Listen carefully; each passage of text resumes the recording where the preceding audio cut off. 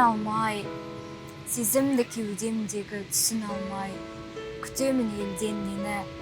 Белгісізден бет алып баянсызға келгендегі сапарымның бар мәнін ұғатындай жымыңдайды жұлдыздар жалқын атқан.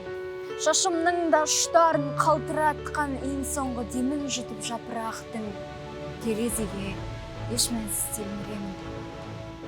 Мен білемін ештеңені, білудің де жоқ кейде еш керегі, бір шеңберді айналған жүгірістен, түңілістен, қуаныш нала мұңнан, кейде тіпті қағазым қаламымнан, күйлінің жанарынан, жарлының қабағынан, желтоқсанның жылымық жаңбырынан, 8 миллиард адамның тағдырынан, барлығынан, енің жасы ондай мән таба алмай, бұлдыр-бұлдыр сағымнан сүзіп елес. Жалғаным, иә қызық, тіпті де қызық емес. Ештеңенің секілді жоқ негізі. Жоқ негізі ай жарқылын тамызып қарашыққа, күн нұрымен сүрмелеп кірпік ұшын, көктемдегі жаңа атқан бүршік үшін, ашылмаған сан сырдың қатпар үшін, іңірдің мың бояулы аспан үшін, кіршіксіз ақ дұғалы таңдар үшін, адал ниет, ақ пейіл жандар үшін, құбылмалы тотының қанатындай, өмірді бұл сүруге болатындай.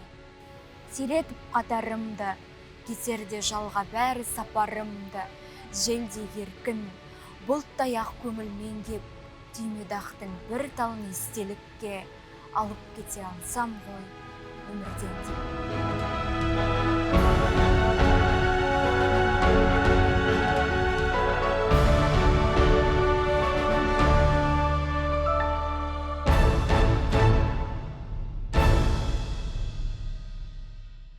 Адам дүниеге келгеннен кейін не үшін келдім, қайда барам, қайда келем деген сияқты сұрақтарға жауап іздейді. Бұл өлең сондай бір үзік-үзік ойлардың, үзік-үзік сезімдердің шашырандының жиынтығы деп айтсақ болады. Бұл өмір ұсақ сәттерден құралады, ұсақ бөлшектерден құралады. Сол бөлшектің ұсақ сәттердің қаншалықты құнды екенін жеткізгім келді, және бұл өмірден кетерде адам өзімен бірге ештеңені алып кете алмайтын белгілі. Сондықтан түймедақтың бір талын бұл өмірден естелік болып алып кеткім келеді деген мағынада жазылған өлең.